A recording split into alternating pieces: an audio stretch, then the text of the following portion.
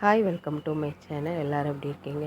இன்றைக்கி வந்து நம்ம சூப்பரான ஒரு மீன் பொரியல் தான் பார்க்க போகிறோம்.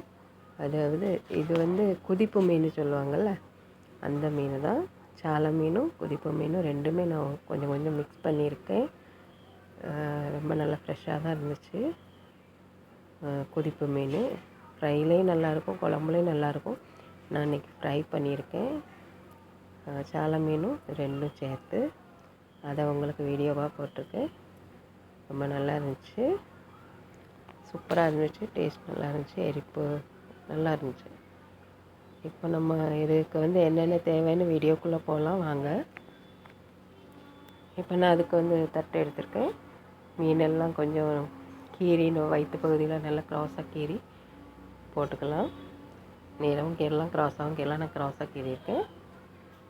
இப்போ அது எல்லாமே நல்லா கீரி எல்லாம் மசாலாலாம் போடணும். எல்லாமே கீறிட்டேன் நான். இப்போ வந்து ஒரு வெள்ளைப்பூடு இருக்குல்ல, வெள்ளைப்பூடை வந்து நல்லா உரித்து வச்சுக்கிட்டு அதை வந்து கொஞ்சம் இடிக்கணும். பாருங்கள், சாலை மீனும் குதிப்பு மீன் ரெண்டுமே நான் மசாலா போடுறேன். வெள்ளைப்பூடை நல்லா தட்டி வச்சுக்கலாம்.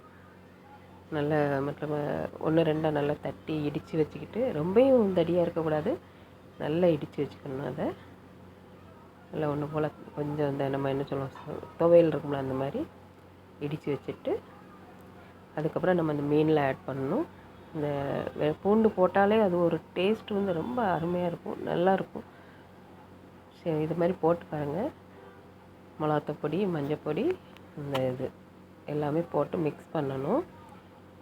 இப்போ நான் மஞ்சப்பொடி போட்டிருக்கேன். 1/2 டீஸ்பூன் மஞ்சப்பொடி, மிளகாத்தூள் நல்ல பெரிய ஸ்பூன் தான் அது, அதுக்கு மிளகாத்தூள் போட்டிருக்கேன், உப்பு போட்டிருக்கேன். இப்போ இடித்து வச்ச அந்த பூண்டு இருக்குல்ல, அதையும் போட்டு நல்லா மிக்ஸ் பண்ணணும். நல்லா மிக்ஸ் பண்ணிவிட்டு, சின்ன மீனில் பிடிச்சிரும், ஆனால் பெரிய மீனில் கொஞ்சம் கஷ்டம் வந்தானே, அதனால் அதெல்லாம் நல்லா வயிற்று பகுதியிலலாம் இது பண்ணி கொஞ்சம் காணாத, அதனால் எக்ஸ்ட்ரா போட்டிருக்கேன். இப்போ நல்லா விரவிட்டு அந்த மீன் பகுதி வயிற்று பகுதியிலலாம் நல்லா நம்ம கையை விட்டு நிறச்சிக்கலாம்.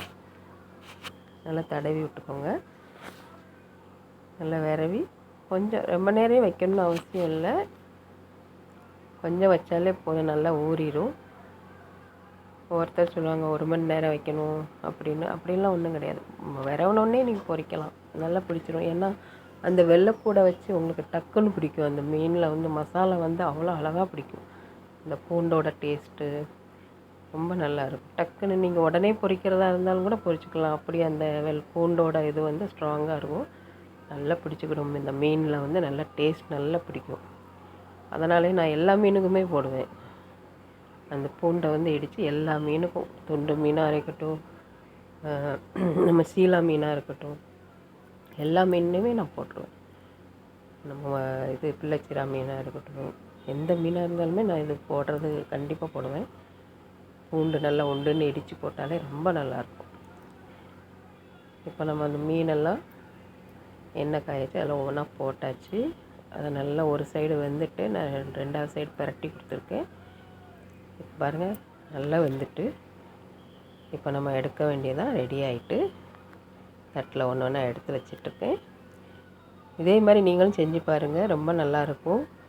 பிடிச்சிருந்தால் என்னோடய வீடியோவை லைக் பண்ணுங்கள், ஷேர் பண்ணுங்கள், கமெண்ட் பண்ணுங்கள், சப்ஸ்கிரைப் பண்ணுங்கள், சப்போர்ட் பண்ணுங்கள். இதே மாதிரி அடுத்த வீடியோலையும் நான் போடுறேன். இந்த மாதிரி வீடியோ வேறு எடுத்து போடுறேன். இந்த வீடியோ பிடிச்சிருந்ததுன்னா லைக் பண்ணுங்கள்.